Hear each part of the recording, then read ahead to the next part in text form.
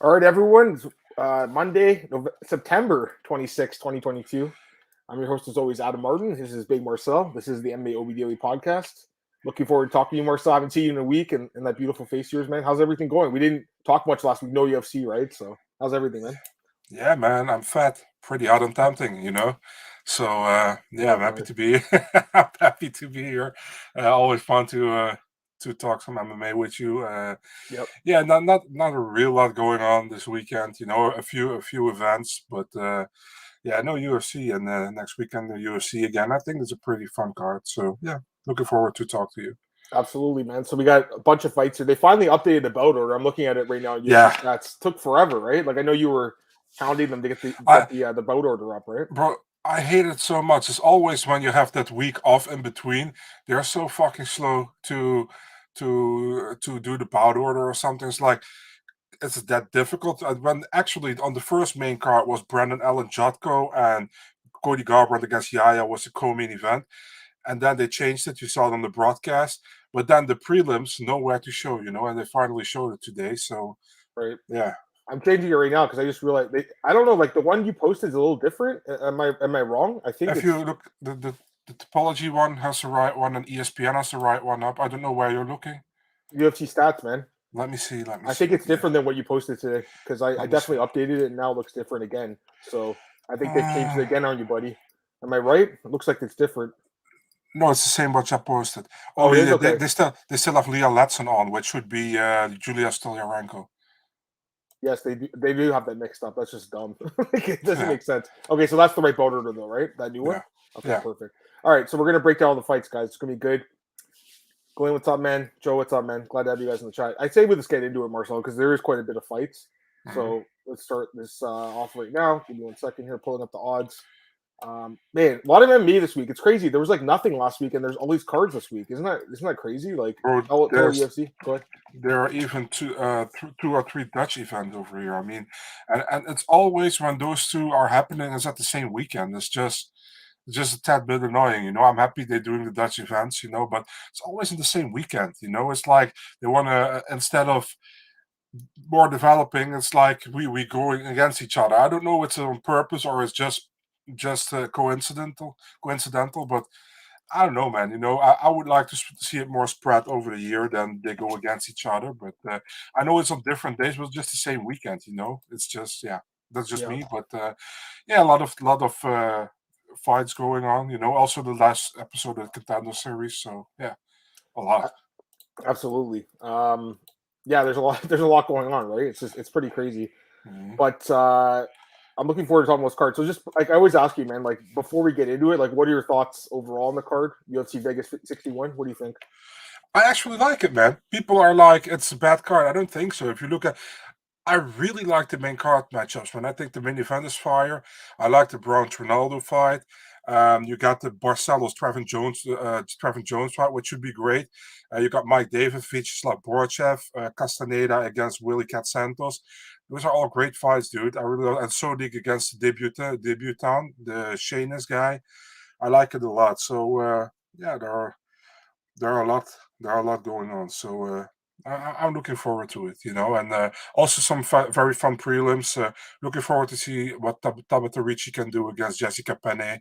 Um, they got the two guys who should have fought 2 or 3 times before. Oleinik against Latifi. Brandon Allen is on the prelims. Randy Costa. There are a lot of fun fights on the prelim. I actually don't know why people are so complaining about this card. I think it's a fun one. We got Alex in the chat. He said check your DMs. I don't know. Like, do you Yeah. DM me, Alex? Oh, you did. Let me see. Oh gosh, let's see what he says here. Oh, really? That's interesting. That's funny. Okay, that's Damn. interesting. Okay. That's interesting. That's interesting. Alex, you want to say what you said? I don't know. Maybe it's a secret. It's kind of weird. I'm just looking at the comments right now. Yeah, let's get into this card, man, because there's so many fights. Like, let's just get into it. Okay, so let's start with the first fight, Marcel. And again, this is the latest card update. Hopefully, this doesn't change on you again. You have to make another post They again. will. Obviously, they will. Of course. Always. Your boy, the Zohan Randy Costa, minus 285 against Ninja Guido Cannetti, plus 240.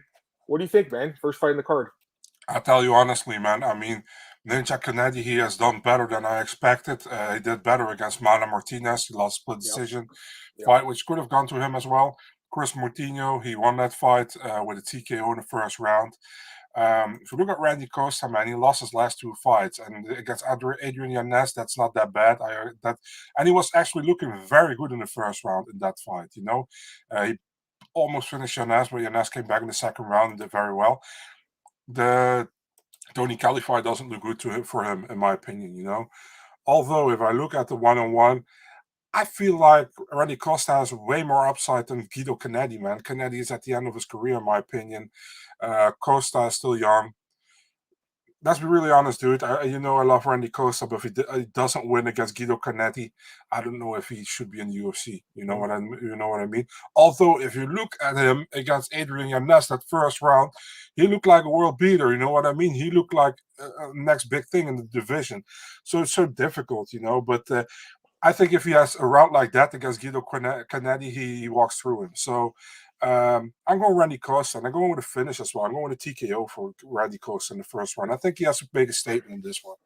Yeah, I don't think the fight goes the distance. I'll say that right now. I think someone gets finished in this fight. I mean, I don't even think that's a question, to be honest with you. Like, someone's getting finished in this fight.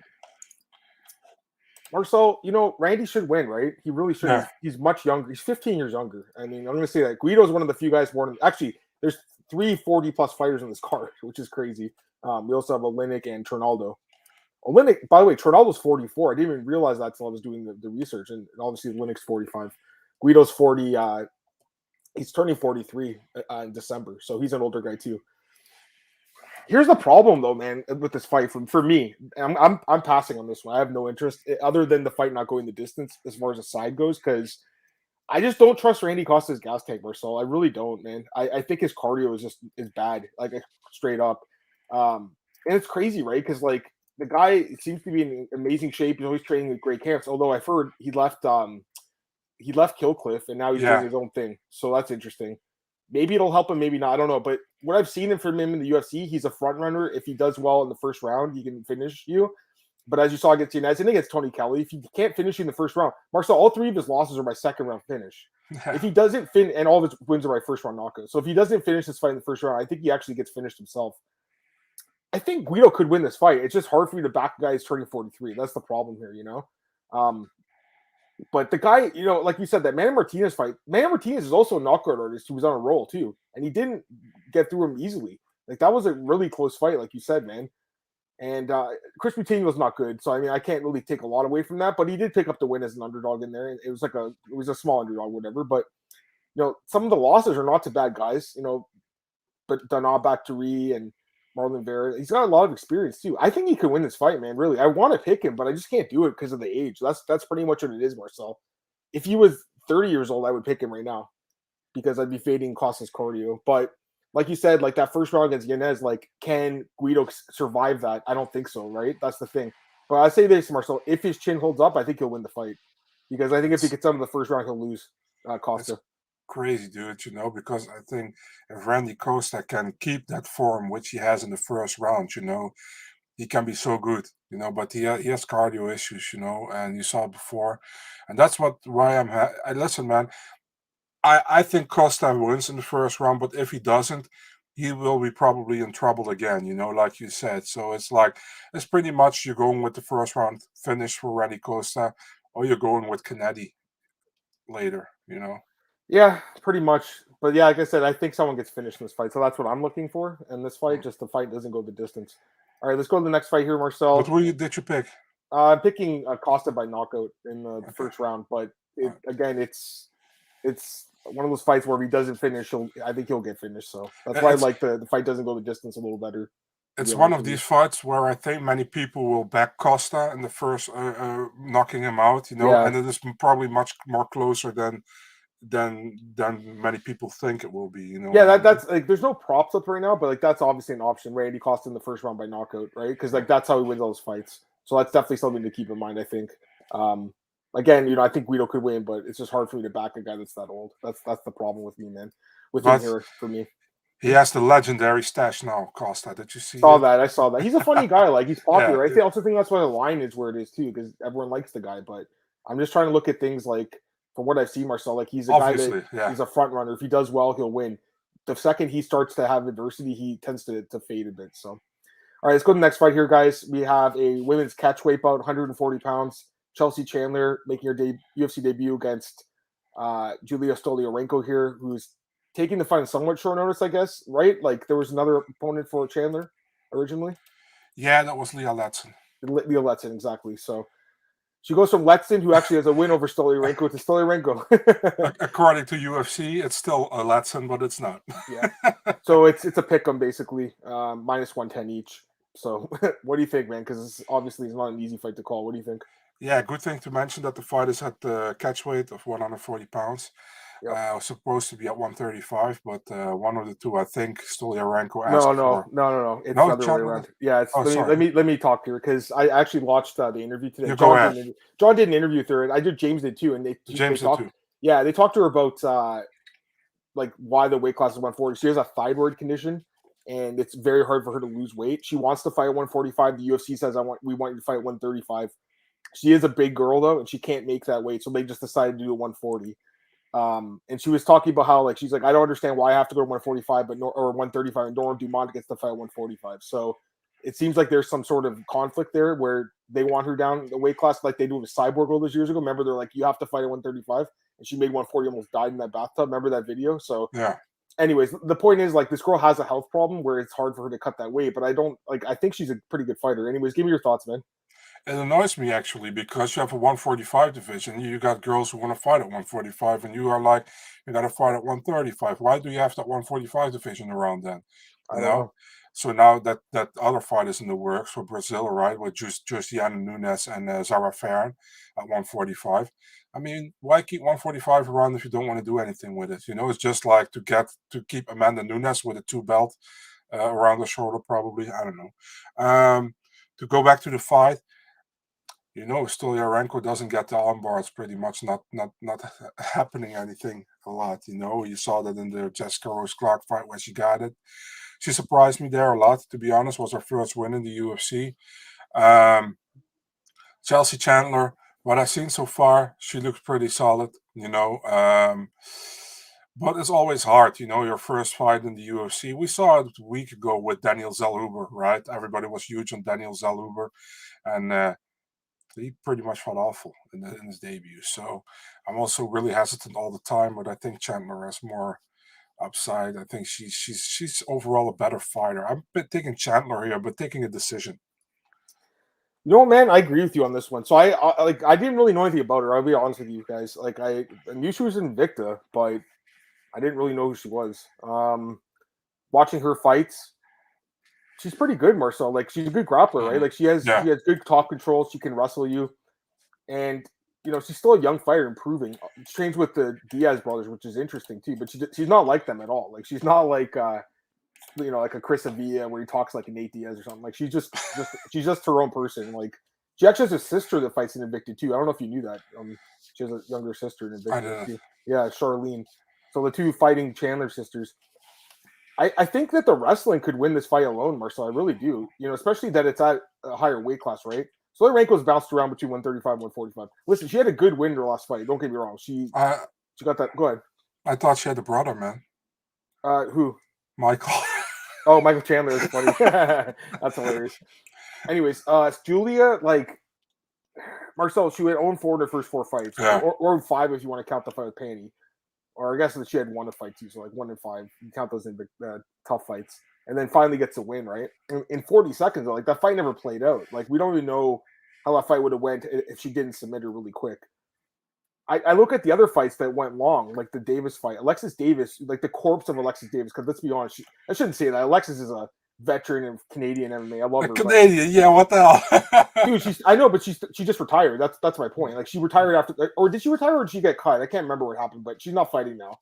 No. That was her last fight. And she's 37, and she took Stoliarenko down and pounded her out pretty easily, like, decisioned her, right? Like, it wasn't hard to get her down. Even Julia Villa got her down. Yana, like, I feel like there's a hole there with the grappling. Like, obviously her armbar is super dangerous. She has like 20 armbars or whatever. She could win by submission, but Chandler's a really good jiu-jitsu fighter too.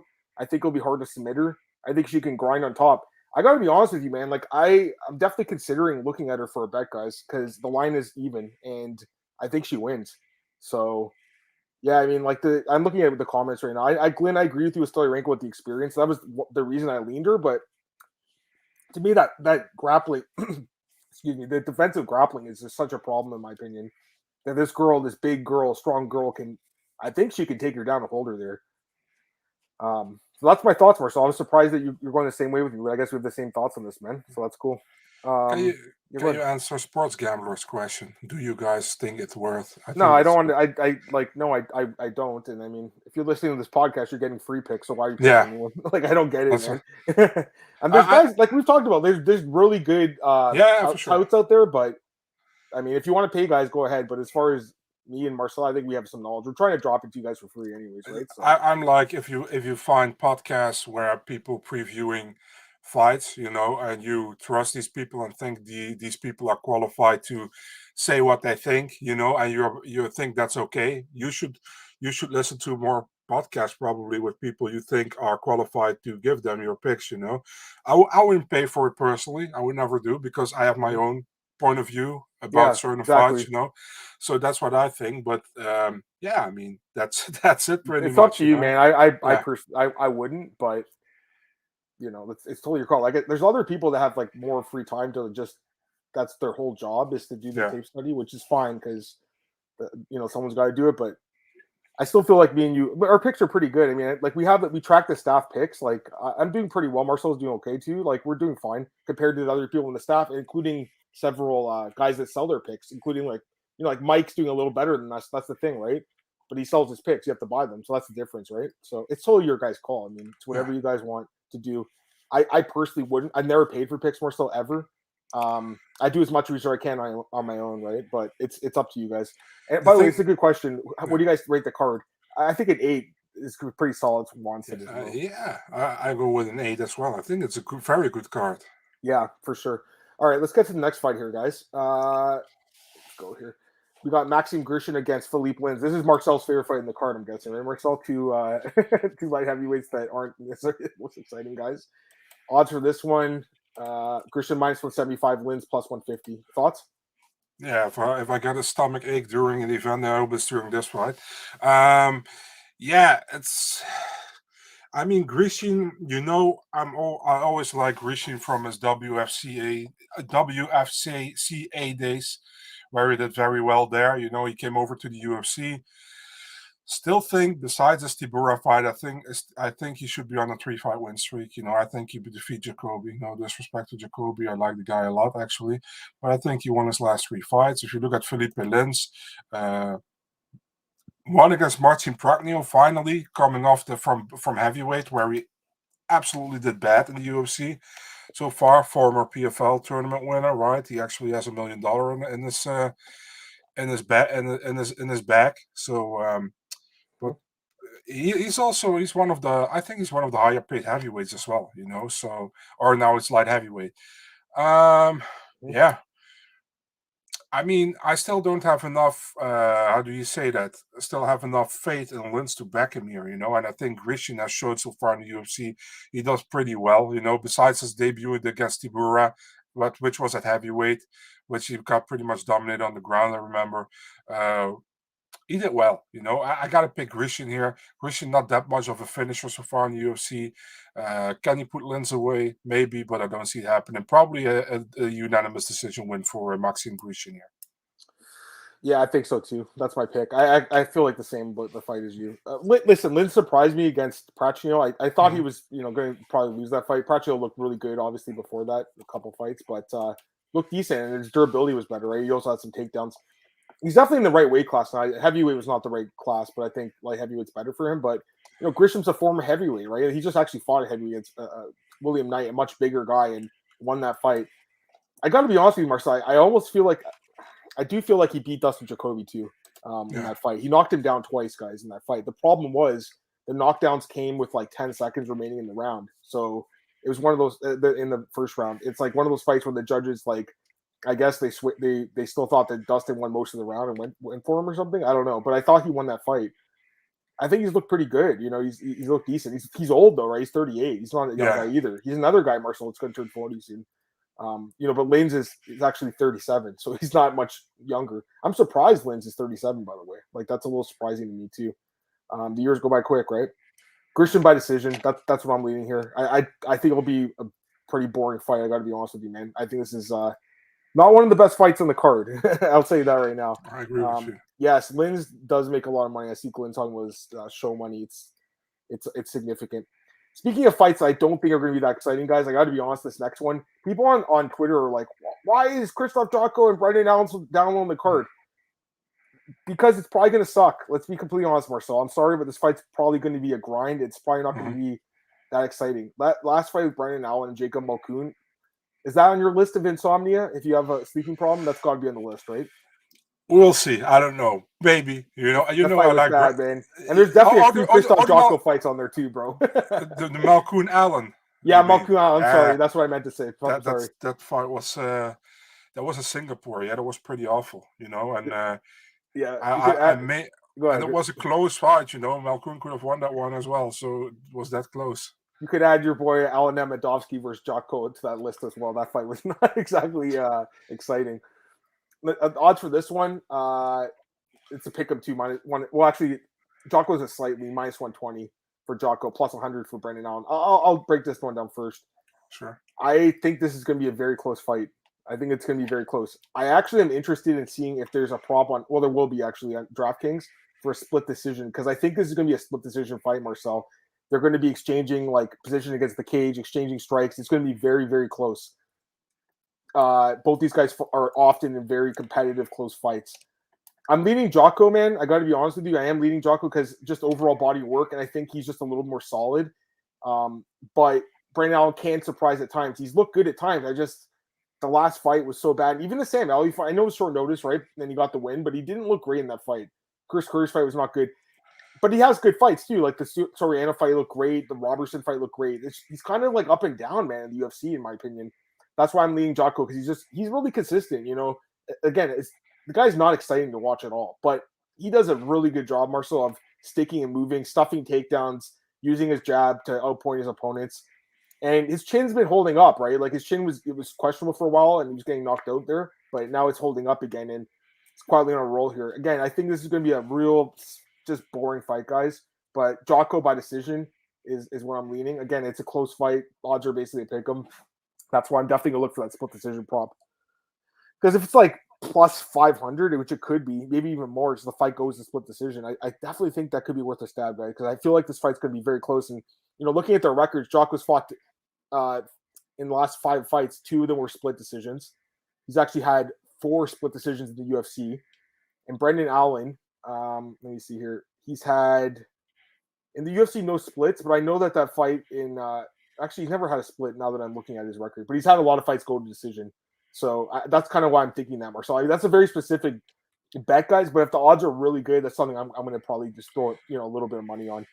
So my pick would be Jotko by decision, but I'll be looking for that. It's just the fight ends in a split prop. What do you think, man? You like that point of view that I have here, or you have a more assertive point of view? If I ever hear somebody say again, you pick the North American fighters and I pick the European fighters all the time, that's not right, because you picking the European, I'm picking the North American, you're picking Brendan Allen. Yeah. I think Brendan Allen, I think it will be a close fight as well, a grindy fight, they both have kind of that style, I think Brendan Allen has more upside. I think his striking is getting a little bit better. Now he's at Kill Cliff. There's also a Kill Cliff guy, dude. So I'm kind of surprised now if I think about it. You're going with Jotko, but it's possible, definitely. I think it's a close fight.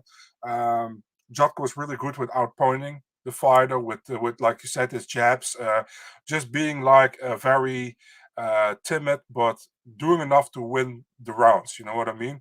And with Brendan Allen, sometimes I'm like, yeah, dude, he can come far in the division, and then I see a fight and it's yeah, I don't know, man. There's a lot of flaws still, But close fight. I'm taking Allen here.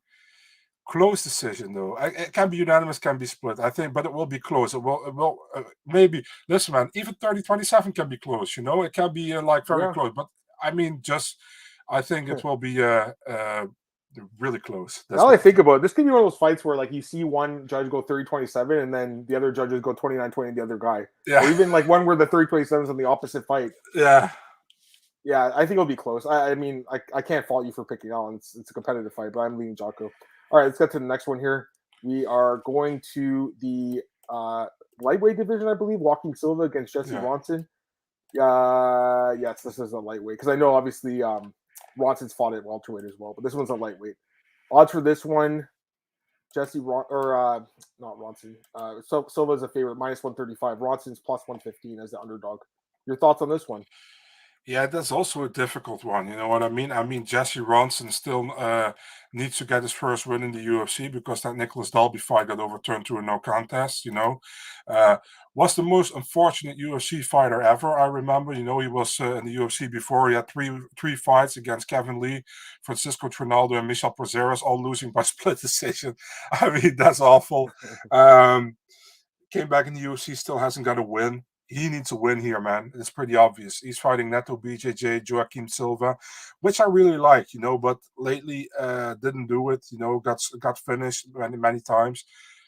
Still, I don't know, man, if I can pick Jesse Ronson here. But the thing is, Jesse Ronson knows if he loses, probably gone, So he will go full blast here, I think.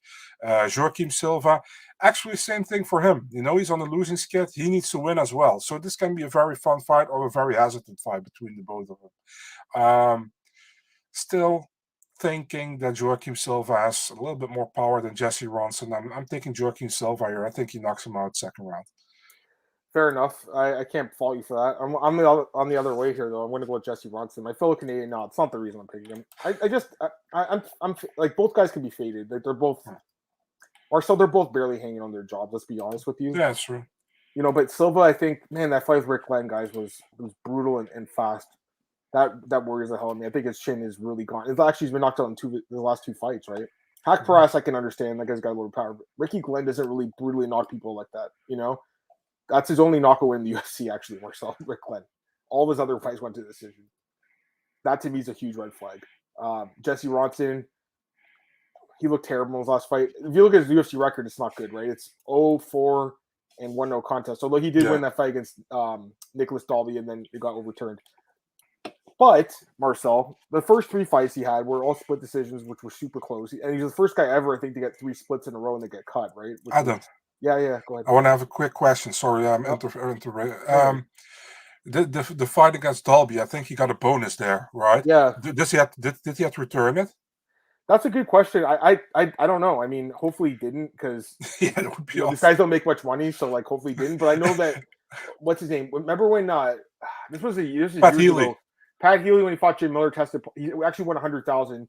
He tested positive for marijuana and lost 100,000, which was one of the dumbest things ever. And I think that's one of the reasons the rules got changed because you were punishing guys that weren't even making money. I remember Pat Healy was talking about that. He was like, he said, he was at, I think he took that fight in short notice, if I'm not mistaken, too, Marcel, for that fight. And he had gone to like a party with some old friends from high school and he smoked a joint. And that's literally what cost him 100,000. And his career never was the same after that, poor guy. So expensive joint, dude. It was, man. That must have been some good fucking weed. It better have been, right? So, anyways, he better be still high, right? Yeah, for sure. Anyways, I'm leaning towards Ronson here. I think he can finish this guy because I just don't trust this dude's chin at all. But Ronson's hard to trust too, right? I just kind of feel like Ronson is a slightly better fighter overall. I've watched the guy fight for a long time and he's got more experience, a lot more experience too. Can I just pick we just pick no contest here and we can go back. Someone tests positive. That'd be a really good. You get double points for that. I'll say this too. This is another fight. I would definitely look at the fight not going the distance. I don't think this one goes 3 rounds. Do you? No, I think I take a finish here as well. And that I'm just looking at the odds because they haven't really put a lot of props out, guys. But it's a pickup for under 2.5. I think it goes under. I think someone gets finished. I just don't think Silva has the chin or cardio to go 3. And Ronson, I don't honestly. He's 37. I don't think he does either. So someone gets finished in this fight, in my opinion. Royless Ronson going to struggle. Maybe. I mean, with Silva, it's not a great fighter either, man, in my opinion, So pick your poison on this one, guys. I think you're being kind to Silva getting knocked up by Hack Prax. Hack Prax is a big. That kind of helps me out, if anything, right? But at that time, I feel like he was. Let me double check, but I feel like he was on a roll there. Haqparast. Well, actually, now that I look at it, you're actually right, Daniel. That's his only knockout win. So, Haqparast's only knockout win in the UFC, and Ricky Glenn's is against this guy. That's not a good look in my opinion. Actually gives you more confidence. It does now, right? a little bit. I feel it. It actually kind of does. All right, let's get to the next fight here, guys. And I know, Marcel, you've been looking forward to talking about this one quite a while, right, my friend? Jessica Penne taking on Tabatha Ricci, your future wife, right, Marcel? Tabatha Ricci. So poor girl. Odds for this one, guys: Tabatha Ricci, Marcel's girl, -210. Jessica Penne +180. You're not going against Baby Shark. I know you're not. Go ahead. No, of course I'm not. But it's not because it's Baby Shark, But I mean, I'm just not that high on Jessica Penne, to be really honest. I feel like you saw in her last fight against Emily Ducote, who did really good against her, with those leg kicks, and she almost finished her, didn't. If you do, actually, Jessica Penne did. Oh, I remember that fight against Karolina Kowalkiewicz where she caught her right before that one. And before that one, she had that win over Lupi Godinez, which I think she didn't win. If you look at Tabatha Ricci, when she came in the UFC, took a short notice fight against Manon Fiorot, a weight class up. She got finished and pretty much dominated that fight. But after that, she looked good against Maria Oliveira on the ground, and she also did look good against Poliana Viana. So I think there is a kind of a reach advantage for Penne and the height advantage. I feel like Ricci probably has to take her to the ground, although Penne is not bad on the ground, but I think Ricci's better. I don't think she finishes her, but I'm going with a decision win for Tabatha Ricci here. Yeah, I feel the exact same way. That's my pick here. I think she wins, guys. I think she's a good pick too at -210. Yeah. I really like her, man, and the odds are reasonable. Just 2-1. Much younger. I mean, that goes without saying. She's 12 years younger. She does have a height and reach advantage, right? Which is not a great thing. I almost wonder if this girl could fight at 105 if they ever had that division, which I know you, by the way, want. Yeah. But she's obviously quite thick. I'll say that, right? And she's a muscular girl. She's strong. We saw in their last fight, she held down that Poliana Viana, Marcel. Even the Maria Oliveira girl, that fight looks better now, right? Doesn't it? After Oliveira's last fight, where she had that great fight. Yeah, and then losing to Fiorot up a weight class, that doesn't mean anything. That I don't even look at that fight, to be honest with you. It was like short notice just to get in the UFC up a weight class. Yeah. Like, doesn't mean anything. Go ahead. And you got Jessica Penne who to take this fight on short notice because Ricci was supposed to fight Cheyenne Vlasmis, right? So that would have been a very good fight. I'll say that. Yeah. Jessica Penne, listen, Marcel, she's 39. I'll give her some credit. Like, since she's came back for to sure, UFC, she's looked good. Like she's looked better, I should say. Yeah. Because. Well, let me define that. I think she lost to Lupi Godinez. Yeah, me too. Yeah, I think she lost that fight, but she beat Carolina. That was a nice win. Mm-hmm. Ducote, she clearly lost that fight, but she hung in there, showed toughness, right? Like, she didn't get finished. She could have easily. Hard, but yeah, she could. She's very tough, dude. We knew that from the Joanna fight. Yeah, we already knew that. I know. We didn't learn anything new. We already knew she was super tough, right? Like, unless you're Joanna or Andrade, you're not going to put this girl away. Like, she's extremely hard to finish, especially with strikes. I don't think either girl gets submitted. I think it goes the distance, and I think Ricci wins the decision again. That's what I think happens here. That's another bet I'm going to look at, Ricci by decision, because that's how I think this fight plays out. I guess there's an outside chance she could sub Penne. Penne's been subbed. I don't think Penne subs Ricci. I believe Ricci's a higher level jiu-jitsu artist. Would you agree with me on that one? Higher level? Yeah. Anyways, I like Tabatha Ricci, guys. Like, she should win this fight. So the comments. we just won't be happy to hear about Ricci stealing Marcel's heart. I mean, I think she's known for a while now. I don't think it's Rebus Ricci. I also like the new one, Amorim. They signed. So. Oh yeah. Ricci or Dern? Who do you like better, Marcel? Ricci or Dern? I'm not gonna choose. I'll take Ricci. I like Dern too, though. I mean, they're both very good fighters. I'm just gonna say that. So they're both excellent fighters. Yeah. And they're both fighting this card. All right, let's get to the next fight here. Aleksei Oleinik taking on Ilir Latifi. Finally, Marcel, this fight gets booked.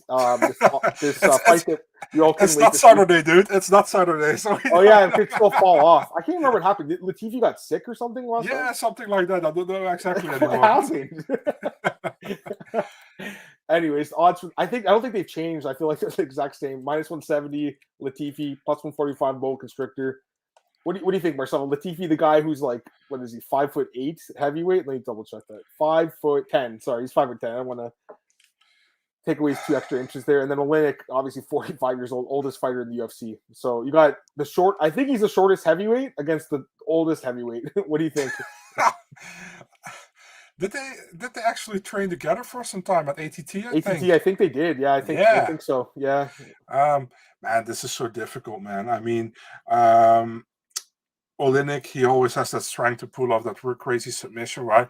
But for some reason, I feel like Latifi isn't stupid enough, to get in those positions. Latifi is not a world beater, but he's still a legit fighter, and he has fight IQ. You know what I mean? And the guys that Oleinik subbed like that don't have pretty much big fight IQs, in my opinion.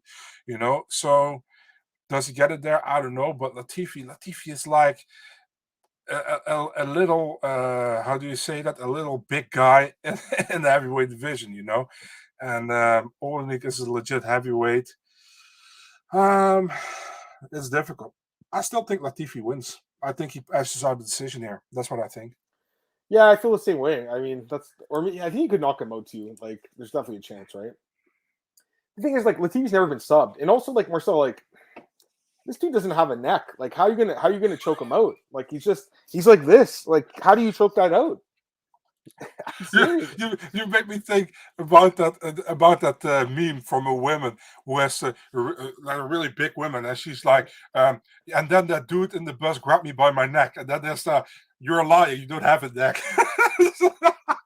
That's funny. Like, but in all seriousness, like, I mean, I feel like it's going to be difficult to finish this dude. Yeah, I think Latifi kind of just lays on top of him like the Bozer fight. Maybe clips him and finishes him. Oleinik's going to go for the submissions. I just don't think he gets it. It's going to be such a weird fight, this one. And also, there's a question about like the odds on Oleinik by sub. There's no odds out yet. I don't see anyways. They've been really slow to get the props up this week, which sucks. But they're popping up today. But they do have an over-under. Under is -200. I feel like this fight could go over, if anything. To be honest, I wouldn't even touch that. I don't think there's any value on -200 on the under in this fight. I mean, maybe, but I wouldn't touch that. Almost lean Latifi by decision. Maybe that'd be something I'd look at. What's up, Grateful Dude? Does Oleinik retire after the fight? I mean, I don't think he'll retire. I'll tell you that. I think he'll be released and he'll fight like in Russia or something. I think he'll keep fighting until he's like 50, man. Until he has like, how many wins does he have? Let me double check. He's got like 70 wins, maybe? Over 60? He's 60-1. Okay, he's going to pull the Jay Ellis and get to 100 losses. So he'll be fighting until he's 100 years old too. So, or actually, the reverse Jay Ellis to get 100 wins. That's probably what he wants to do. What's the name of that crazy guy again with over 300 MMA bouts? The Travis Fulton? He died though, right? Or yeah, in jail or something? I think he died. Yeah. He got caught for. Oh, he died. Yeah, he died. He died last year. I think he killed himself, right? He got caught for child porn. Oh, yeah. I'm pretty sure. Like, so good riddance, right? Scumbag. Mm-hmm. Child pornography charges. He hung himself in prison. Yeah, I don't think the world's going to miss that guy. Although, again, it's crazy that the guy who has the most fights. Bring it up. Yeah, I mean, he has 310 fights. So, I mean, he's fought. I'm just looking at his last couple fights. He fought Spivak like a few years ago, Arlovsky. And, he's in the UFC at one point too. I mean, the guy was, he was an interesting fighter, but very bad person. We shouldn't talk about people like that in here. Yeah, All right, let's get to the next fight, guys. We got Mike Davis taking on Slava Borshchev. This is opening the main card. This is an awesome fight. Borshchev taking on short notice. Marcel, and who was Mike Davis supposed to fight again? No, Oros Medic. That fight would have been amazing. I think this fight's good though. It's a good replacement fight. But the Medic fight would have been, I think, even a little bit better, to be honest with you. But this fight's still great. Just because I think Medic, just his style, like there's no way that fight would have went the distance. I feel like this fight, it could, maybe not, but it could. Not that it won't be a bad fight. I think it's going to be a good fight. Anyways, Mike Davis is favored here. He is -175, Borshchev +150. These are the exact same odds that Medic fight had. So the odds didn't even change, which is interesting because usually they would, change a little bit. They're the exact same. What do you think? I really like both guys, man. I think they both have very fun stand-up. Mike Davis. Problem with Mike Davis is like he doesn't fight enough. He doesn't fight frequently. He got that nasty win over What's his name again? The guy with the long hair. Thomas Gifford? Yeah, Thomas Gifford, that very nasty win, which he was dominating that whole fight with striking. I was pretty much praying for Thomas Gifford, please don't get knocked out in the last 20 seconds. And then he got knocked out brutally in the last 20 seconds. It was really bad to see that. Was happy for Davis, don't get me wrong. Beautiful fight against Mason Jones, I remember, I think it was fight in the night back then, or should have been if it wasn't.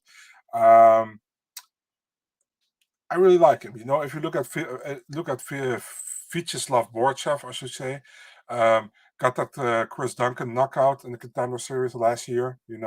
Really fun debut against Dakota Bush, where we had the body strike, knock him out twice on the body. And then the Diakese fight, where pretty much his ground game got completely exposed. One of the few Russians who can't fight on the ground. Apparently. Diakese completely dominated him for 15 minutes on the ground. One of the most boring fights I saw this year. I feel like Mike Davis has more tools to him than Viacheslav Borshchev has. I know Borshchev can knock him out, and his striking is beautiful, but Davis also has a pretty okay ground game, in my opinion, but also a really good striking game. I think they will keep it on the feet. It will be a very technical fight, very fun fight, and I think Davis wins by unanimous decision. I pretty much feel the same way about this fight. I think it'll be a really good fight. I'm pretty sure Mike Davis wins, though. The full camp for this fight, training for this date. I also think he's a very good fighter. We just haven't seen much of him because he's been hurt and stuff, right? But guy's fun to watch. Both guys are fun to watch, but I think Davis is a little better. I just think he's a better striker, probably a better grappler too. That's the other thing too. So Borshchev obviously got grappled in his last fight. I don't know if that happens here like that against Diakese, where he just got held down, but that obviously wasn't a good look. I think there's a chance this fight could end inside the distance or go the distance. I would stay away from that. I do think Mike Davis wins though, so the odds are not too bad, -175. So if you like him, it's not bad odds at all, and I do think he wins this fight. So that's my pick, Marcel. Great fight to open the main card, buddy. Oh yeah, I mean someone's getting finished here, right? Like I mean maybe, or it goes a distance and it's a slugfest. Either exactly. one. I don't think it'd be boring. I just can't see it being boring. Either someone gets knocked out or it goes 3 rounds in his fight of the night. That's my thoughts on this. We got Antoine here too. What's up, Antoine? How was your weekend? It was pretty good. I mean, can't complain. No UFC this weekend, but been busy. Marcel, you? Everything good? I'm also always busy. Yeah, man. I mean, I've watched Cage Warriors on Friday, I think. Yeah. Saturday wasn't too much on. What was on? I saw the Mayweather against Mikuru Asakura one, and then Cyborg yesterday. But man, if the UFC is not on, I miss the UFC. I also watch Bellator, obviously, with the last fight of Melvin Manu's career. But we'll talk about that later, I think. But we're gonna do another podcast after this one. We'll talk about we'll recap last week. I just wanted to do the preview first for people. Yeah. I'll get this last question quickly. Do you think the winner of the main event could be a possible match of Rose in return? I've always thought Rose versus McKenzie could be for a title. That's a good question, actually. Possibly. I mean, Rose barely lost that fight, right? So possibly, but I honestly haven't even looked that far ahead personally. Anyways, let's get to this fight, Marcel. Let's get to this one. This is also a replacement fight. Sodiq Yusuff, he was supposed to fight Giga Chikadze in the last card or 2 cards ago or something. You missed the fight. Pardon? Which one did I miss? Castenada against. Oh, they moved the bout order, right? Is that what they've done? Yeah, my bad. Sorry, guys. They keep moving the bout order. Okay, my bad. Let's do that one first then. John Castenada against Daniel Santos. We'll do that one first. My bad. No problem, dude. No problem. It's fixing it up here in the back end. All right. Odd for this one, guys. This is Castaneda is the favorite here. -195. Daniel Santos +165. Give me your thoughts on this one, man. Another fun fight, in my opinion. John Castaneda has really looked good so far in the UFC. I know he had struggled in his debut, but was against Nathaniel Wood, right? After that, 2 good wins, in my opinion.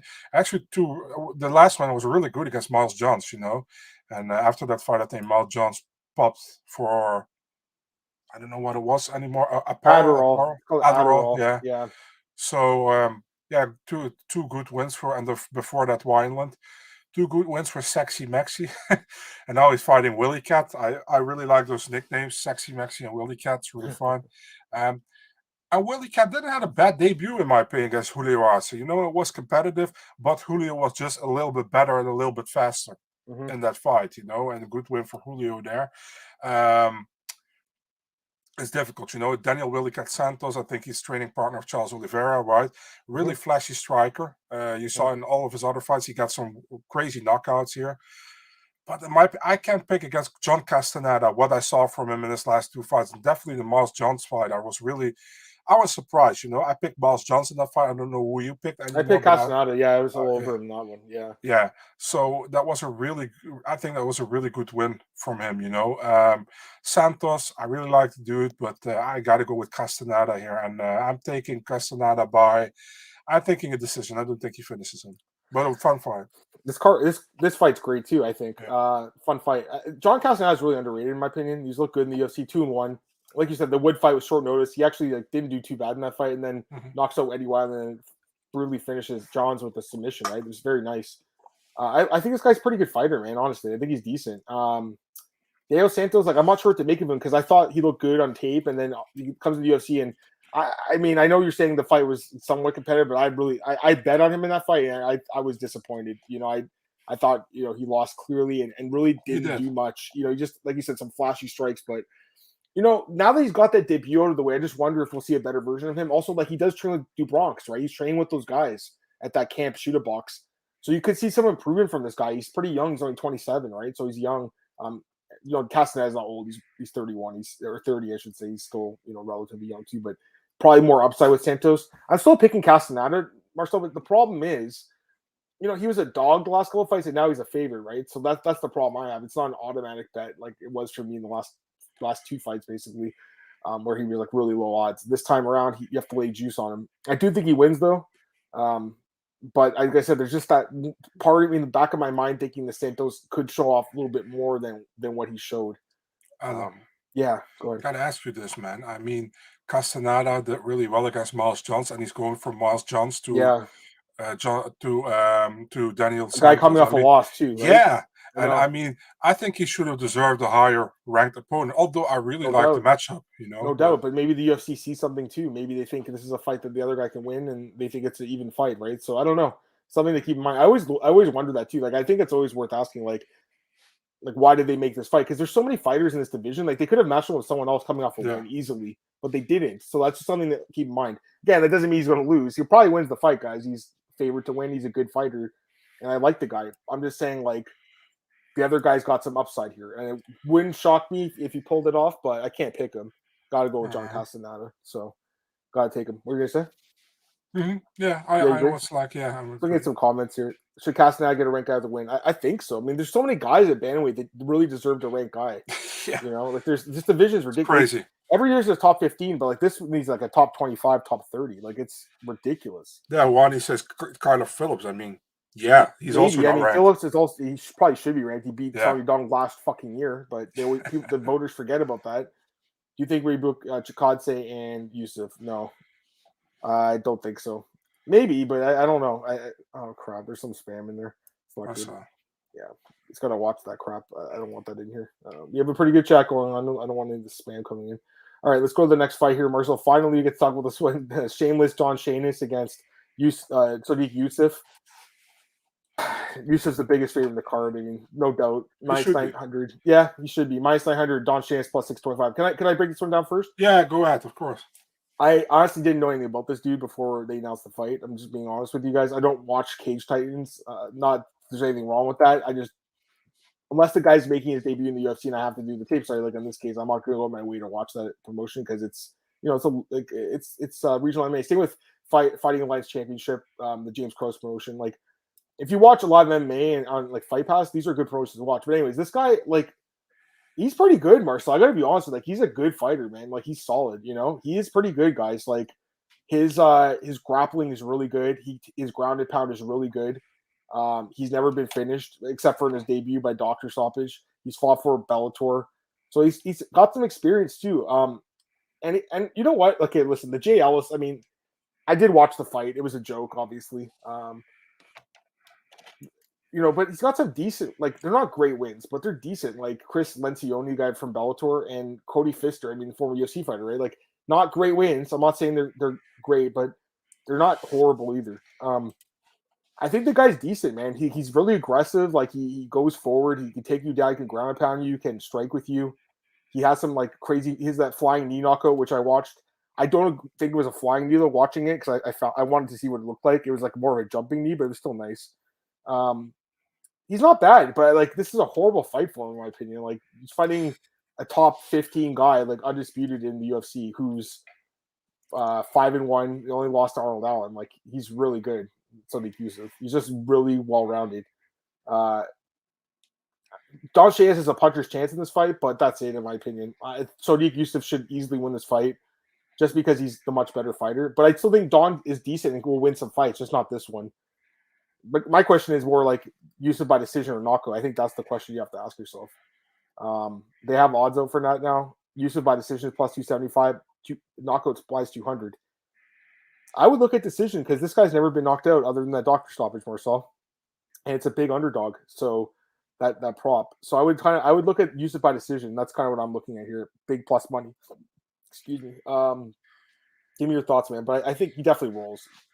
Adam has a new nickname for Don Shainis. Is Decent Don.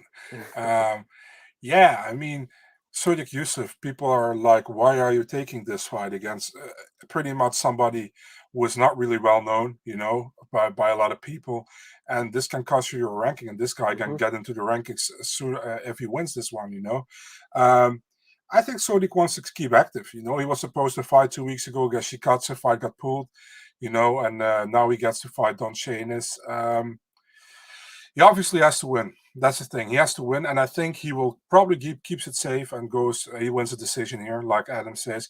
I don't think you want to do too much risk in a fight like this. You have everything to lose pretty much. And Don Shainis has everything to gain because everybody, except for his family members and his teammates, expect him to lose here. And Sodiq just has to win. I'm always been high on Sodiq Yusuff. I remember when he fought in the Contender Series against Mike Davis, actually, and he was an underdog in that fight, and he was very good in the fight. He won that fight, got signed to the UFC, and since then only lost to Arnold Allen. I really like to do it. I think he wins. Unanimous decision here, and we'll move on. Yeah, that's what I think. He will move on, and for Don Shainis, no shame if he lost. No, but we both like decision. That's plus 275, guys. So I'm looking at that. Even the fight goes a distance is plus 250. Again, this guy's only been finished once in his career. They obviously step up in competition from Jay Ellis, right? Yeah. So he could get knocked out, but Yusuff is half his wins are by decision too. So like, I think there's a very good chance it's a decision, and I would definitely look at that prop. I should actually track our podcast. How many times you said the name Jay Ellis? I think we could. We definitely talk about him more than we should. That's for sure. Yeah. Shainis' last two fights, Jay Ellis and USAB can't be good. Yeah, I know. It's. Listen, like Cody Fisher's not horrible. I'll say that. Okay, he destroyed him, so he's not bad. It's just this is a horrible fight for him. He's fighting legitimate top 15 guy in short notice in his debut. Yeah, don't think so. We'll talk about Bo Nickel a little bit, man. We're gonna talk about that one. And as far as Giga and Sodiq, that was a really hard fight to pick. To be honest with you, Marcel, I guess I was leaning Giga because of the striking background, but I don't know. Who were you leaning in that one? Yeah, it was a 3-rounder as well, right? So yeah, probably Giga. Yeah, but I'm not sure as well. Yeah, you surprised the paycheck. I mean, I don't blame him for taking the fight at all. I know what you're saying, Marcel, but he needed to fight, so he just went through a full camp. He's got to fight. Wani, I'm hearing the subscriptions are limited. The last president of JL's fan club. I think it's Alex Mahunin. I don't know if he's still in the chat, but I know he's a big fan of JL's too. Yeah. If you're still in the chat, Alex, that's your guy. All right, let's get to the next two fights here. Next three fights. Excuse me. Raoni Barcelos against Trevin Jones. This is a fun one too, Marcel. Barcelos minus 225, Jones plus 190. Your thoughts? Yeah, I'm. The thing with this fight is I really like Raoni Barcelos. You know that. I think the UFC contracted him a little bit too late. I think they should have contracted him way earlier. Yep. Lost his last two fights. Was competitive in both against Valiev and against Victor Henry. That was a great fight too. That one. Yeah, amazing fight. Was the featured prelim, I think, for the first card of the year or the second card. Trevin Jones. Lost his last two against Yakub Kakramanov and against Javid Basharat, but I don't think there's any shame in losing to those two. Before that, a win against Mario Bautista, a great knockout win. And before that, he stopped Timur Valiev in a really weird fight, which got overturned in the no contest due to marijuana use or whatever. And that was a short notice fight for him. Yeah. Dude, I'm going with the dog here, man. I think Trevin Jones has the tools to knock Raoni Barcelos out. That's what I think, Yeah. And Barcelos getting older. I think that on paper, this fight, probably a lot of people think Barcelos should win this one. On paper, he should. But I think Jones can hit him. And if he touches him, I think he can put him away. So I'm thinking Trevin Jones a first-round knockout here. Oh, that's interesting. Like, I don't blame you. And honestly, I was thinking that too because, like, some of these dogs are going to win. Like, we're picking a lot of the favorites here because they should win, but doesn't mean they will, right? Yeah. I think Jones is a live dog. And I picked him a couple of times in the past as a dog, and he's come through against Batista, or I should say against Batista, he's a dog. And I did well there. But my problem is, like, he's kind of like one of these guys that doesn't throw enough more so. Like, if he throws and lands, he'll knock you out, but he doesn't throw as much as Barcelos. Barcelos is, like, very active. Like, he's constantly throwing strikes.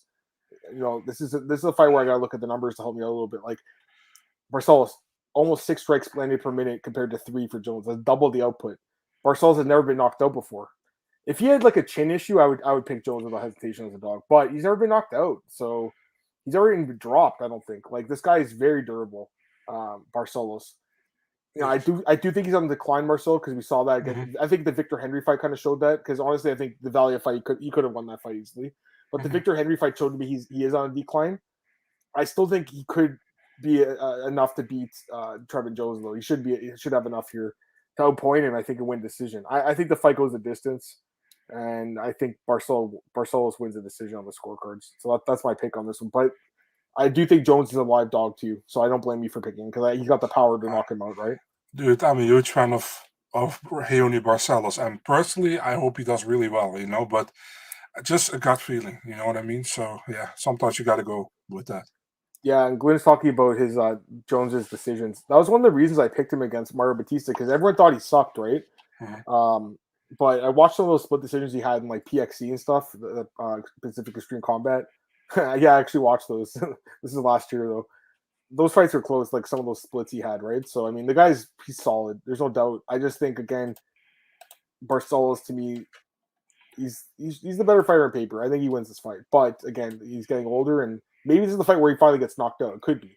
It very well could be. All right, let's get to the co-main event here. We got Randy Brown taking on Grandpa Trinaldo here, Marcel. 44-year-old Trinaldo. Yeah. Brown is a big... That's disrespectful, dude. Oh, it's funny. People say that. I know. People say that. I think it's hilarious. Love Trinaldo. Actually, when I told you I went to Brazil 3 years ago for that card, 237. Yeah, Andrade and Rose. Back then he had only one grandchild, and now he has 4. Oh, yeah. He was in the room next to me, like literally in the room next to me. And his fight against Carlos Diego Ferreira got canceled. And I saw him in the hallway, and I'm like, Francisco, your fight got canceled. Like, he was literally Marcel. He's like in the room next to me. Yeah. And he starts talking in Portuguese, and I'm like, I don't fucking know what you're saying, man. Like, I have no clue. And I'm like, Anita's not here to translate for me. I don't know what you're saying, dude. So it was just funny. I just like shook his hand. The guy's grip strength, Marcel, is through the fucking roof. I just remember it felt like I don't know, like someone's like my hand was stuck in cement. Like, he's a very strong guy. I'll say that right now. Anyways, odds for this one, round -305, Trinaldo plus 255, and I'll start on this one too because I was already talking. Listen, how do you not love Trinaldo, right? Like, the guy's awesome. Like, he's not a legend, but he's in the hall very good. He's been around the UFC forever. 18-7 record in the UFC. That's a great record. And he's 44 and he's still winning fights. He's won 5 of 6. I remember this guy in Ultimate Fighter Brazil 1, and he had a fight where he quit on the fucking stool. And I'm like, this guy sucks. This guy's a quitter. I'll never bet on this guy. And he's been in the UFC for over 10 years now. He's still winning fights. So, yes, I was wrong about my initial thoughts on the guy, and he's turned into a really good fighter, man. And it blows my mind, Marcel. He made his debut at age, 33, 34? And that's late. You're talking about Barcelos being signed late. He's 35. Trinaldo was signed late. He's still going strong at age 44. It's a credit to this guy. He's in phenomenal shape for his age. He's an absolute monster. And the fact he moved up to welterweight and is still winning fights is blowing my mind because I thought this would be a really bad move for him, Marcel. I'll be honest with you, man. I'm like, oh, man, he's giving up the size and strength that he had at lightweight, but he's been fine. That being said, this is a step up, in my opinion. I think Randy Brown is really good. And I think Randy Brown, I was looking at the rankings today just to see where he's ranked. He's not even ranked. He should be ranked. He should be ranked 15th, in my opinion. I think he should be ranked, guys. I believe he should be in the rankings. He's had some good wins in the UFC. Barberina, Chaos Williams, he's on a nice little win streak here. He's got some significant advantages in this fight, guys. He's, first off, way younger, right? He's 12 years younger. Second off, 6 inches of height. Third, 8 inches of reach, which I think is the key to this fight. Yeah. I think he stays at range and outpoints Trinaldo, wins the decision. That's how I think this fight goes. I think it looks like the Chaos Williams fight where he did get hurt a little bit in that fight, but still managed to regain his wits and win the decision. The last 2 fights, the Gooden and Williams fight, I think it looks exactly like that, where he just stays on the outside, outpoints his opponent, and wins the decision. So that's what I like here. I really like Brown in this fight, Marcel. Brown by decision, odds plus 130. That's what I think happens here. I don't think he knocks Trinaldo out. Trinaldo's very durable. I think he's been stopped once by Kevin Lee by submission. Oh yeah, and Peter Hallman too submitted him way back in his career, but he's never been knocked out in the UFC, so he's got a very good chin. I don't think this is the fight where it goes. So Brown by decision. I feel really good about Brown in this fight. I definitely think he wins the fight. What do you think? Yeah. By the way, block that idiot. Yeah. What I think. Jesus, Yeah. I kind of feel the same way, actually. I also pick Randy Brown by decision. I think he outpoints him. Like you say, 8-inch reach advantage. I saw that as well. I think that's a really important factor in this fight. I think it keeps standing, and I think we'll be a little bit like the Chaos Williams fight with the striking, only that I think Randy's more dominant here. I respect Ronaldo a lot. He has been through some real wars. I remember him stopping Paul Felder due to a cut, right? He's a good fighter, but Randy Brown is still younger, and I see a lot more upside for Randy Brown than I see for Trinaldo. So for me, Randy Brown, unanimous decision here.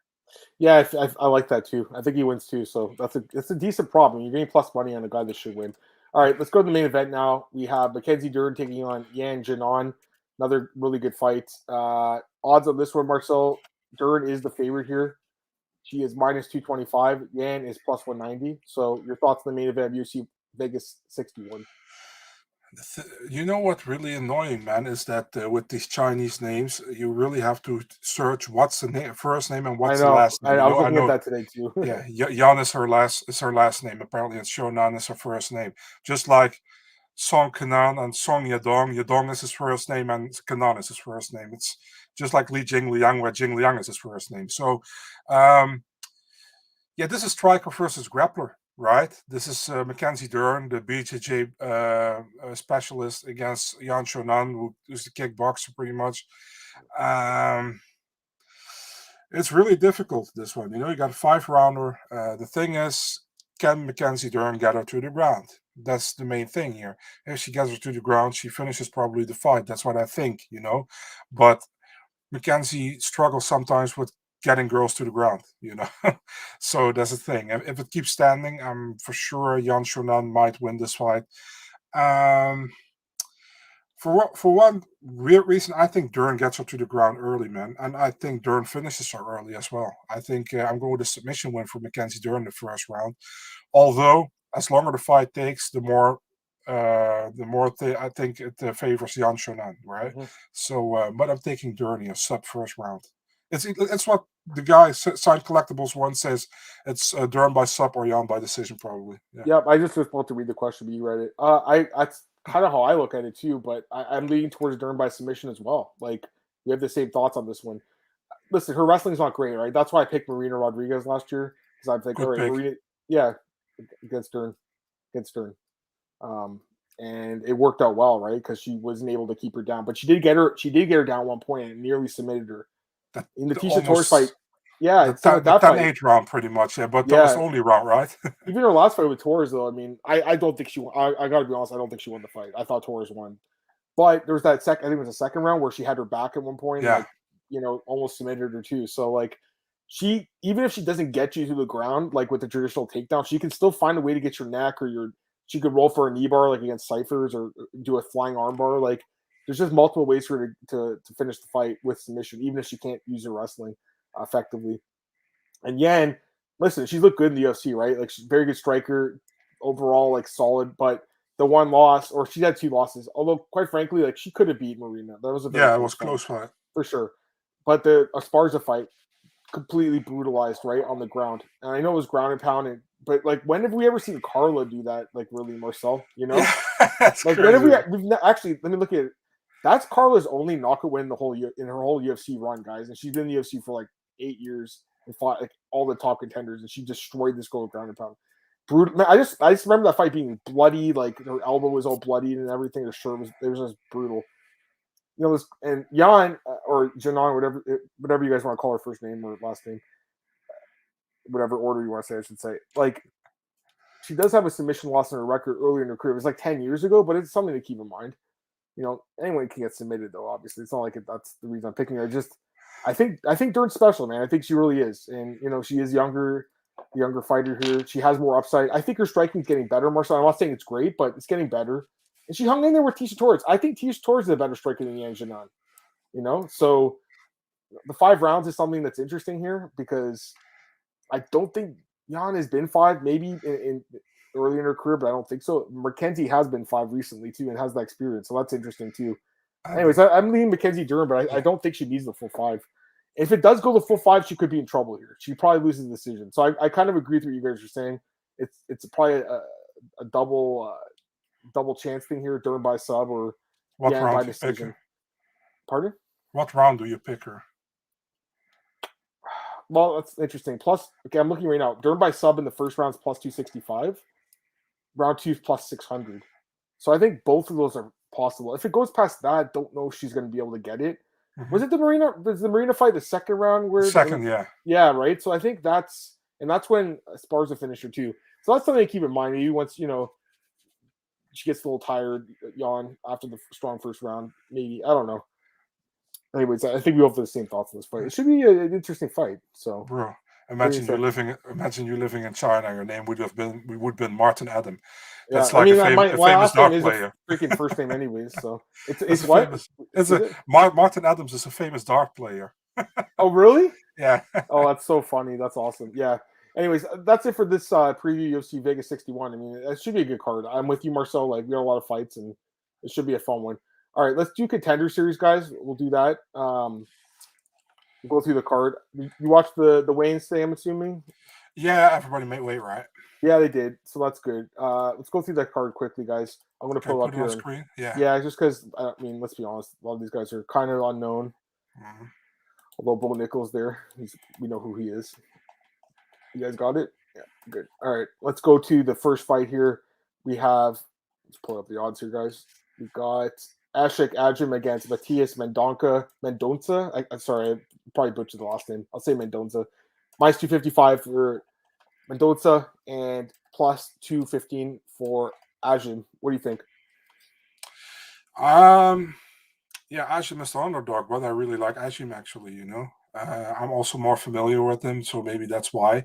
I see the Mendonça guy got a win over Pedro Nobre. I think he was one time in the UFC, and Dana kicked him out because he overdid an injury. Which there was a fight where he got hit in the back of the head, and he cried, saying Alcantara. And they caught him right away, which is crazy, but. Yeah, I remember that fight. Me too. So I would maybe I'm wrong because I see he's a pretty big favorite, man, in my opinion. The Mendonça over Ashik. Probably because of this. Probably because this dude got knocked by Coutinho. That's just a horrible loss to have. Sorry, but it's bad. You know, that's a bad loss, Marcel. But he won against Will Smith. Yeah, he the did. Fresh Prince. Is that the guy's nickname? It better be. Oh, it's not. It's Ill Will. Ill Will. It's Bellator he fought, I think, as well. Yeah. Yeah, I kind of remember this guy. Yeah. They brought him in to lose to Lucas Brennan. Plus 400. Yeah. Anyways, so you're picking Ajime as a dog? I think I do. Yeah. Fair enough. I was leaning the Brazilian guy again. I'm not super familiar with these guys, but I was leaning this dude. And he is a decent sized favorite. But you're right. I mean, contender. And last week, all the favorites won. They're probably due for some underdogs this week, quite frankly, because just based on how it's gone this year, there's been a lot of dogs, especially early in the year. All right, João Elias against Rafael Ramos Estevan. I'm not too familiar with these guys either. Estevan's minus 190, Elias plus 160. Your thoughts on these guys? Yeah, I'm also not really familiar with these guys. You know, both guys are from Brazil. Both guys fighting out of pretty good teams in Brazil. You know, if I have to pick somebody here, I'm going with the undefeated guy here, Rafael Ramos Estevan, but I'm not sure. I would never put the money on this one. I have no idea. Yeah, he is the favorite here. I mean, again, undefeated, right? And he's coming off that win in LFA, fought for Shido before that. I don't have a strong feeling, but I would lean towards the undefeated. I usually lean towards the undefeated fighter. It's hard to pick their first loss. Next right here, Jack Jenkins taking on Freddie Linares. Jenkins minus 240, Linares plus 200. I know you know Jack Jenkins a little bit, right? Yeah. I think Jack Jenkins. I would pick him here. Yeah, he's the eternal MMA champion. I think what I saw so far from he's pretty solid. He has 2 losses back to back and early in his career, but I would pick him here. Yeah. How about you? That's what I was leaning to. Like I'm a little bit more familiar with him a little bit. I've heard really good things about the guy, and this promotion, Budo Sento, this is getting a bit bigger now. This one, I think it's on Fight Pass now. I've heard of that promotion. UCC too. Okay. All right. Anyways, this guy's got a lot of experience in a short amount of time. So it's crazy, right? Like these guys make their debuts 3 years ago and they might be in the UFC. There's been guys that have been training for like 20, 30 years that never make it to the UFC. They're high level fighters. It's kind of crazy, man. Sports evolving. Sam Patterson gets Vinicius Sensi. Patterson minus 225, Sensi plus 190. I've heard good things about Patterson. Man. To win, right? He's good. I saw many fights of his by Brave. Yep. He got good wins over Kamil Magomedov and Ilyas Giroun, who fought in PFL before. I think he also got a win over Philipe Silva, and a win against Conor McGregor's waterboy Kian Cowley. So yeah, I'm picking him, man. This guy? Yeah, he's the guy. Do you remember when Conor attacked the bus? Yeah, that was the guy next to him in court. Okay, that's funny. Yeah, Gladiator Challenge is not a really good promotion to come from, but that's probably the worst American promotion with documentation, man. It's bad. Bo Nickel against Donovan Beard main event, minus 1,500. Beard plus 900. Nickel's obviously going to win, and listen, Beard is a better fighter than his last opponent, and the guy's not terrible. Okay, but guys, watch this fight with Miles Lee. He was getting destroyed on the ground with the grappling morsel for 3.5 rounds and then pulled off a miracle triangle, from the bottom. It's just, they know he's going to lose. This is obviously a setup fight. Go ahead. I can't beg a guy whose name is Beard and doesn't have a beard, obviously. So, yeah. The highlight reel, that's interesting. Half his fights are by decision. He's not bad. I just don't think this is a good fight for him. I mean, Bo Nickel's an absolute monster. The guy he'll probably win a belt one day. He is good, He's a natural in MMA. He's an amazing grappler. Here's my question. How does he win the fight? Because he's going to win, and there's props. So you got Bo Nickel by knockout minus 135, Nickel by submission plus 185, and then Nickel by decisions plus 500. You also have Nickel round 1, round 2, 1, 3. What are you thinking? Because he definitely wins, but what do you think? How do you think he wins? You think he knocks him out, submission? What do you think? Yeah, I'll go with a submission, first or second. That's what I was leaning to, man. You get plus money on it, guys. It's plus 185. It actually opened plus 235, went down. You're getting some value, plus money value on Bo Nickel winning the fight by submission. I definitely think there's a chance that happens because I feel like it'll be a grappling heavy fight, takes him down. And like I said, this guy's better than that last dude, that Zach Borrego guy who showed up. He didn't give a fuck. He missed weight. He didn't care at all much for that guy. He didn't care. He knew he was a stepping stone here. He did. He's like, you know what? Screw you guys. I have no chance to win. I'm not even going to bother making weight though. When you only make, it's 5-5 on Contender, right? So you're making 5,000, and then they take away 20-30%. Yeah, you're not left with much after you pay your. The guy probably basically paid to fight and get beat up. Anyways, Bo Nickel wins that fight. A couple comments here, guys. This guy likes that dog. Yeah, that's interesting in the first fight. What's up, John? How's it going? Patterson. Yeah, I've heard good things. Sean Bitter was telling me good things about him. Scout, MMA Scout. Sensi, Dana White said, yeah, I know, right? Exactly. This is a setup fight. I agree. What's up, Marcus? It'd be interesting if Dana White, not saying Bo, after his picture performance on Contender back first tomorrow. Can I reply to that? Yeah, of course you can. I mean, honestly, I think the UFC already gave Bo Nickel already kind of a contract. You know what I mean? He was way too happy about it. There's no way. I'm with you. There's an under-the-table deal here going on for sure. Go ahead. I mean, Kawa immediately said after the fight, there is something we already have. Right? Yeah, exactly. Yeah. So yeah, I mean, if they didn't sign him or give him anything, don't you think Bellator or PFL would have jumped on him immediately? Obviously, You know what? the Yeah, guy's so extreme talent. Like he's yeah, he's probably not making 5-5. He's probably getting no, more. I would guess, right? yeah. Because it seems like he's on here to up the ratings. Who should he fight next? That's a great question. I honestly don't know because middleweight. I'm looking at the fights right now. There's so many guys coming up. In I matchups. know one. Give him the winner of Nick Maximov against Jacob Malkoun. You could do that, and it's probably a good way to get rid of one of those guys too, right? Because they're not the most exciting guys. I think he wins. You could do like Jamie Pickett, it's Ultimate Fighter veteran, Contender Series. He probably beats him. Alan Amadovsky. Imagine they give Alan another contract. No one wants to fight Bo, and then Alan Amadovsky puts his hand up. That's funny. Yeah, someone like with like 1 or 2 fights in the UFC, or with like I said, like a Pickett who has a 2-4 record. Gilbert Urbina's 0-1. Someone like that. I mean, maybe that's the fight. Urbina, like another UFC might be like, you have to take this fight. You're getting cut. Like Tresean Gore. Yeah, it's Tresean Gore, or maybe like AJ Dobson. One of these guys isn't that good. Marcel at the bottom of the rankings. So that's my thoughts on that one. Give him Izzy. No, actually, you know what? Listen, he's going to be competitive one day against Izzy, but I see some people say he's going to beat Izzy right now. Guys, come on. Like, that's literally the best middleweight in the world. I'm not even really a huge Adesanya fan, but I can recognize how great he really is. And as special as Bo Nickel is, like, he only has 2 MMA fights. Adesanya's been fighting literally the best guys in the world at multiple weight classes, too. So, I mean, I think eventually they could fight and Bo would beat him with the wrestling. But right now, I don't know. I mean, this guy, there's so many unanswered questions about Bo still, Marshall. Like, I'm assuming his conditioning is great, but I don't know that. You know what I mean? I got to reply to Marcus Williams, the last one. Poor Tavares, man. Why does he have to fight every tough guy? He always has to fight up-and-coming beasts. Yeah. All right, let's get to the last thing we're talking about on this show, guys. We obviously went way over the time, but that's okay because we're going to start. The next one's going to be short. All right, let's go to this one, Marcel. We got Bellator 286. And we'll quickly talk about Bellator 385 on the next show if anyone wants to stick around. Let's just go through a couple of the fights. I don't want to go through the whole card, but we'll go through a couple here. Patricio Pitbull versus Adam Boric. I mean, I'm going to pick the guy named Adam. No, I'm just kidding. Gotta go with Pitbull, right? Like odds. Pitbull as well, yeah. Odds. Sorry, I gotta tell them minus 160, plus 130. So the odds went down because he opened at minus 260, which I think is fair because Boric, that was a pretty big number opening him at plus 200. Now that it's been bet down. He has a chance to win. He's a very good fighter, but Pitbull's been there, done that. He's followed the best featherweights.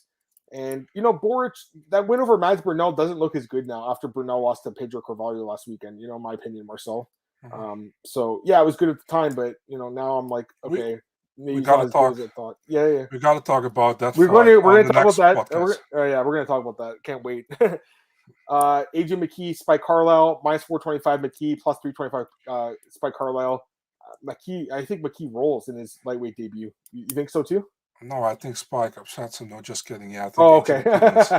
I mean, listen, Spike's been on a roll too. Like, I got to give him credit. Like, the guy's done well. Like, he's looked great. McKee is a special athlete, in my opinion. I know. He's a special guy. I'm with you. But this guy really shouldn't have been cut. He got cut too soon. 1-2 and got cut. Like, lost to some good fighters.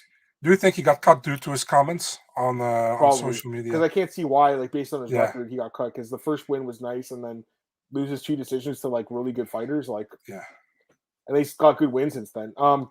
Aaron Pico, who, I mean, is this guy natural? Because you guys have seen the picture. Dude, I saw, you should put that picture up here on screen for people who haven't seen it. Okay, keep talking. Probably on his Instagram.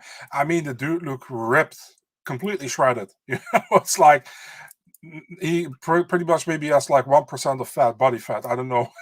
That's how he looked. I think it's a fun matchup, man. It's a rebooking, right? It was supposed to fight earlier. Jeremy Kennedy, the bandit now before Junior Bacon Cheeseburger.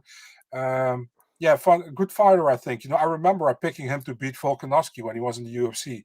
And man, Volkanovski completely dominated that fight. Like, what the hell is this? Like, what is this? This doesn't look real. Like, this looks like. Do you know the clip of Robbie Williams, Rock DJ, back in the day, where he's ripping all his body parts off? That's how it looks. Look, Roy Nelson had the same look last week. That's awesome. That's such a good comment. That's so funny, man. Everyone's like laughing. Oh man, listen, like someone said, had the same look on the toilet. The guy's a beast. Like, he should win this fight, right? Like, he. Oh, by the way, the odds minus 600. Whoa, Bernard minus Kennedy. 600. It's high though, right? Like he's lost as a favorite, guys. Like this is the thing. Like, listen, Aaron Pico's really good. Okay, that's disrespectful, dude. Minus 600. It is, and Jeremy Kennedy's a good fighter. But here's the thing: like Aaron Pico's great, but he's been so overhyped. I think throughout his career, like he lost this fight to Zach Friedman. Yeah, I remember that. He had no business losing, and then he lost this fight with Henry Corrales was very surprising. He was a big favorite. The Adam Borch fight. I mean, Adam. Now we know he's really good, but at the time it was pretty shocking. So. And a lot of his wins, Marcel, are against terrible fighters. You know, I think honestly he's very talented, but a little bit overrated. Yes. That's my opinion. Yeah. So that's my thoughts on him. You got some other fights. Arceletta Barzola should be a good fight. Max Roscoff's here as well. Mamedov. It's a good card. Like that's the thing. Bellator's not doing as many cards, so now they're more stacked now. By the way, this fight's a complete joke too. This Samiko Naba versus Nadine Lando. Sorry, Marcel. I know this is your girl. No, not even. Was she from Belgium, right? She's from Belgium, yeah. Yeah, she's not good, and the other girl is like minus 1,000. I want to say. They like Imaba. Minus 800. Sorry, it was minus 800, not minus 1,000. Yeah, she'll win. All right, that's pretty much all I wanted to say on this one. Anyways, is there anything else you wanted to talk about? Any fight quickly, or are you good? Yeah, JJ Wilson is a good prospect. Oh yeah, I forgot about him. Yeah, he's moving up to lightweight now, right? So yeah, he should. He should win too. Lance Gibson Jr. is also good. He's fighting a guy. There's some setup fights. Weber Maida should win his fight too. I mean, last time you had the guy Cody Law who was fighting James Gonzalez, and they were thinking like this is a safe fight for Cody, and he lost. Yeah, it's true. You never know, right? Do you remember what it? The guy who destroyed CB Dalloway and Herb Dean refused to start the fight. Yeah, but he lost as a big. Yeah, remember him? His last fight. Of course. Do you remember? What's his name again? James Gallagher against Ricky Bandejas. They also thought like we have a safe fight for James Gallagher, and then Ricky Bandejas knocked him out. Sweet chin music. So I mean, sometimes I like sometimes Bellator matchup, but they really shouldn't do these gimme fights for guys they want to build up, and they do it a lot with some guys, which I don't like. They do. All right, we'll close that up. That was fun. A couple other comments, guys, and we're gonna close this one. We're do a second podcast, but it's short, and it's only if you want to listen to recapping Bellator and Contender Series and talk about a few other fights. But it's not going to be an hour long, the second one, because we went way over on this one. This is almost an hour and a half now, but that's okay. Bo Nickel versus Ikram Alex Skarov. I mean, that's a good fight, Colostrum, but I don't know if they do it. It'd be a good fight though. The Bellator rankings are bad, and you talk about the UFC rankings, but the Bellator ones are worse. Like there's guys that like. In their last fight, they beat a guy and they're ranked below them. It makes no sense. So I mean, of course, it's bad. Amy Kaplan is one of the panelists. Oh, geez. Just kidding. No comment. But by the way, I don't know. Did you watch the weigh-in today on Junkie? Is that where you watched it? I just saw the pictures, dude. Okay, I just had it on the background while I was doing some work, and like there was one point like where because she's always at the events. Yeah, and like she had she was talking to some guy. You could like hear it like on the stream, and they're like this guy was like asking her about her job and like how much money she gets paid and stuff. I'm like, whoa! I'm like, does she know that she's being streamed right now? Like, I don't know if she wants people to know that stuff. Like, it was like you could hear it very clearly. So okay, I'm probably one of the only 100 people that actually watched that stream today. I just had it on the background. It was only like 10 minutes, anyways. They all waited really fast, so it wasn't an issue, anyways. All right, let's plug our stuff, Marcel, and we'll get out of here and we'll start the second show. Do a short one there. Go ahead. Yeah, it's still Big Marcel24 on Twitter and Instagram, and Eurosport.nl mixed martial arts section for the articles in Dutch. There you go. You guys can follow me on Twitter at MMAOB podcast, MMAOddsbreaker.com. It's on obviously our website, MMAOddsbreaker. Like, share, subscribe, tell your friends about it, guys. Marcel, man, looking forward to talk to this card this weekend. You guys can obviously find my best bets bookies.com. I'll have them out tomorrow. MyMainnews.com for some news. Just going to close the show, guys, and then we're going to start a short one if you want to join us. We're just going to recap Bellator and Contender from last week, talk about the contracts. I'll talk to you guys in a few. If not, I'll see you guys next week. Peace.